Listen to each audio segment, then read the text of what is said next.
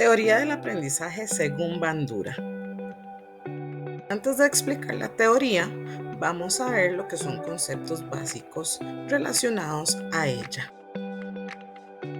Tenemos la primera palabra, que es aprendizaje, que significa una acción o efecto de aprender algún arte, oficio u otra cosa.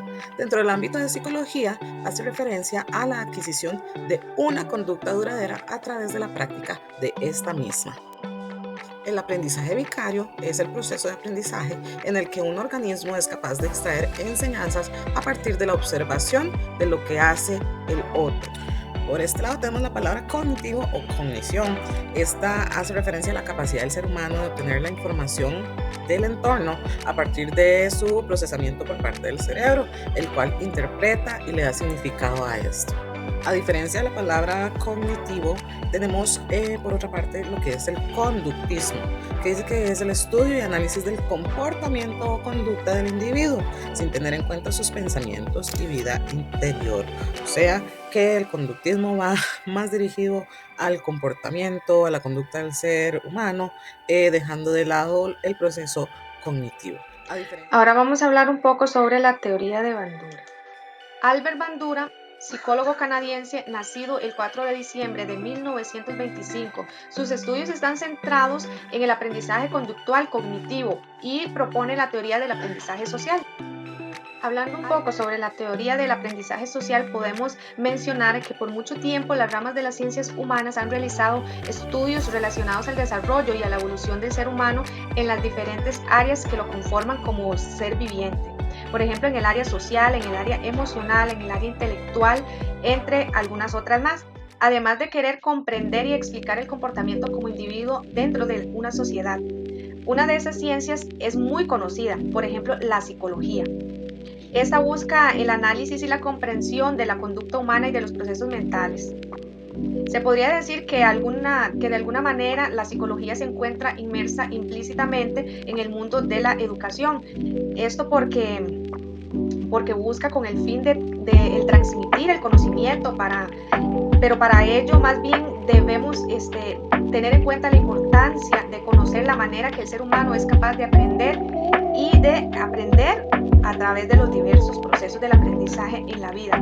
Es decir, que el saber cómo funcionan los procesos mentales en uno se permitirá una búsqueda de métodos y estrategias que se pueden implementar en las aulas de acuerdo a la manera de aprendizaje de cada uno.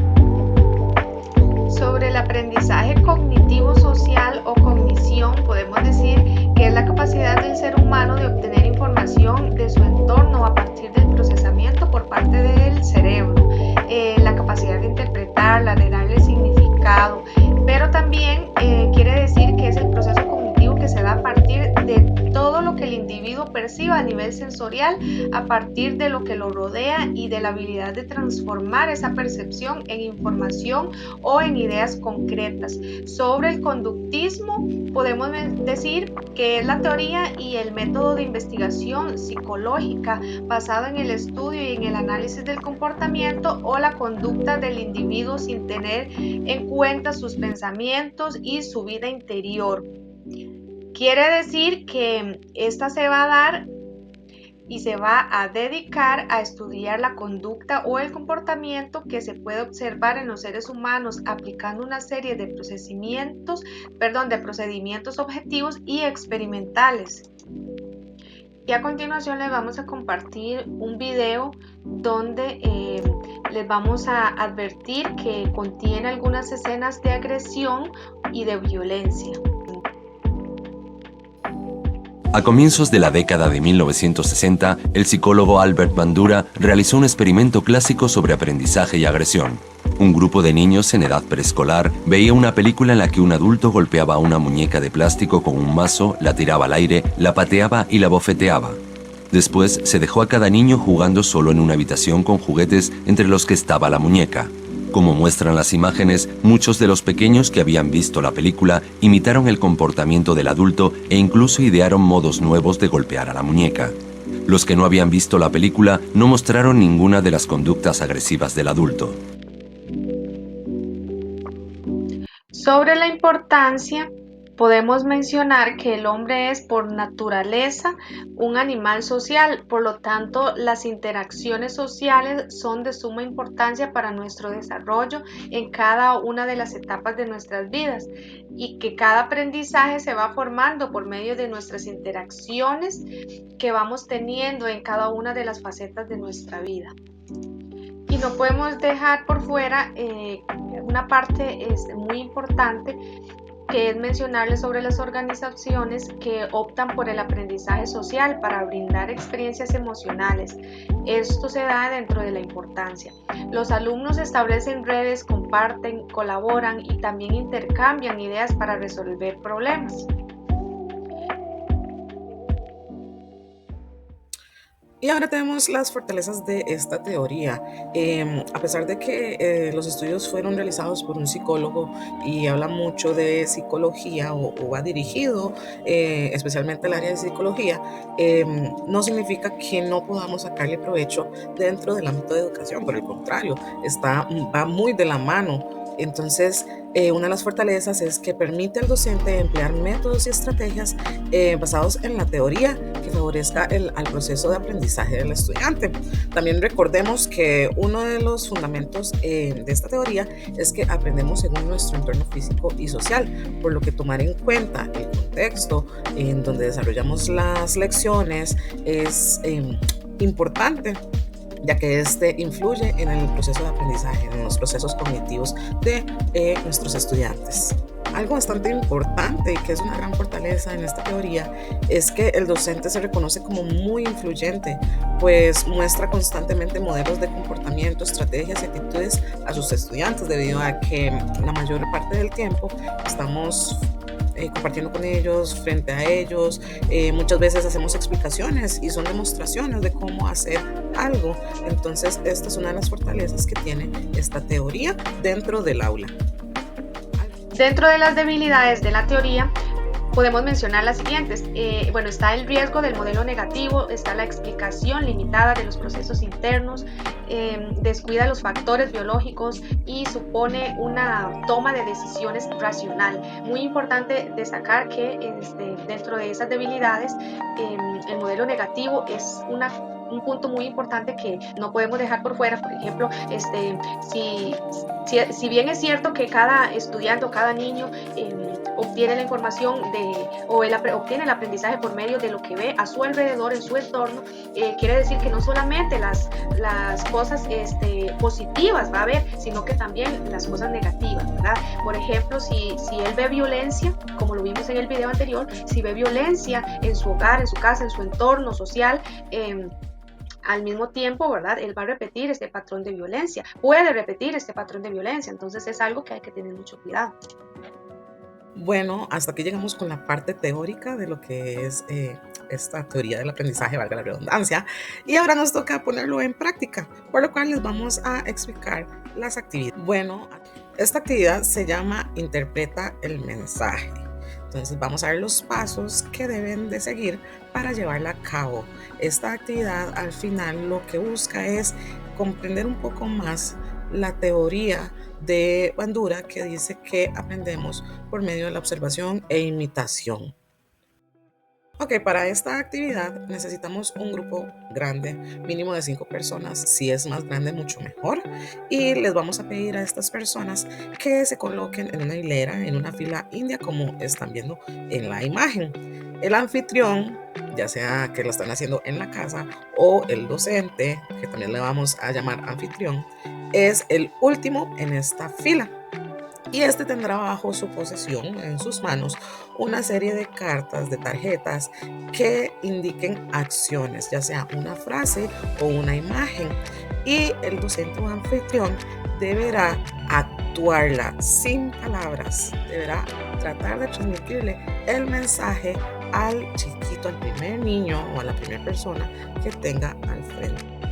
Okay. Una vez que ya estén todos los participantes colocados en hilera y el anfitrión de último en la fila, le va a solicitar al último participante, es decir, al que se encuentra cercano a él, que se voltee y lo mire. El anfitrión, que tiene las tarjetitas con una frase en la mano, deberá representar o dramatizar esa acción de tal manera que le pueda comunicar el mensaje al niño o a la persona y que ésta a la vez lo pueda imitar.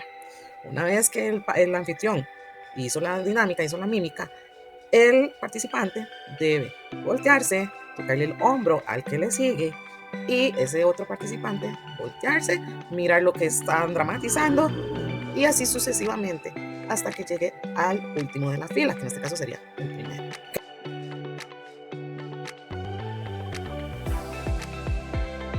Ahora, como parte de la actividad número 2, traemos la dinámica del espejo. Este juego consta de dos partes. Una primera parte donde vamos a dar una serie de preguntas al niño y estas preguntas deben ser respondidas en privado, de manera individual y en privado, porque precisamente para que los niños no vayan a tener vergüenza de lo que vayan a responder, porque en algunas ocasiones los niños pueden responder de manera inadecuada o no sincera porque piensan o tienen miedo de lo que sus compañeros o compañeras vayan a decir o pensar.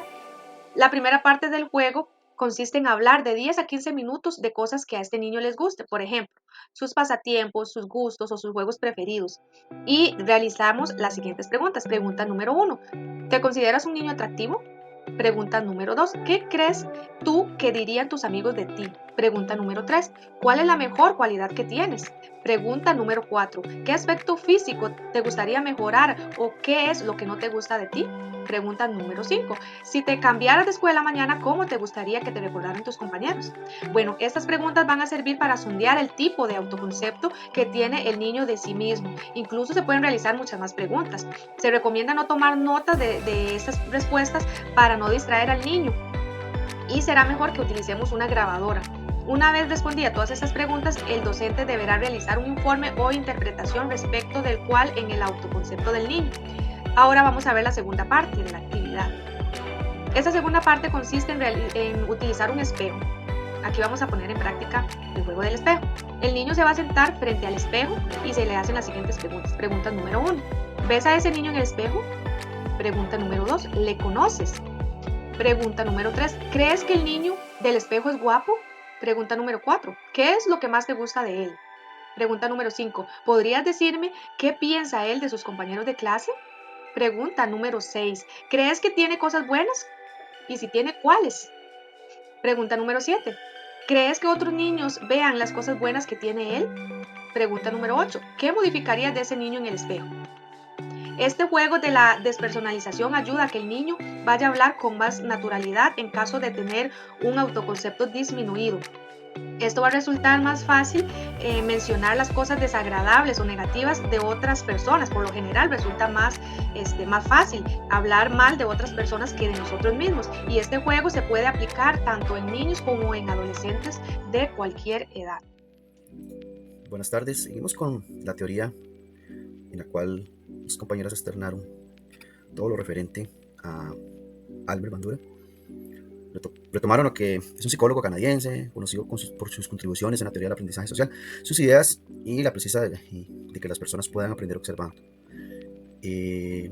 Retomo lo de la teoría de Bandura y dentro de esta presentación tomo como referencia el aprendizaje por la observación que sostiene Bandura, cuando las personas aprenden observando y sobre el comportamiento de los demás, ya sea en el entorno real o a través de los medios. También imitación o modelado, que Bandura enfatiza la importancia de la imitación o modelado como un proceso clave en el aprendizaje de las personas, especialmente si el modelo tiene una recompensa para tener una consecuencia positiva. También no el refuerzo. Bandura argumenta que el refuerzo juega un papel crucial en el aprendizaje. Si una persona observa que el comportamiento de otra persona es recompensado, es más probable que imite ese comportamiento. Del mismo modo, si observa la consecuencia negativa, es menos probable que imite ese comportamiento. Un resumen de todo el tema, mi persona y las compañeras que nos tocó desarrollar esta explicación sobre la teoría de Albert Bandura, sugiere que el aprendizaje no solo ocurre a través de la experiencia directa, sino también a través de la observación de los demás y la imitación de su comportamiento. Los procesos cognitivos y el papel del refuerzo son esenciales para comprender cómo se adquieren y mantienen nuevos comportamientos. Dentro de esta presentación incluyo un pequeño video en el cual podemos ver esta teoría en la cual se aprende por la observación. Muchas gracias, fue un gusto estar en esta presentación Pasen un excelente día.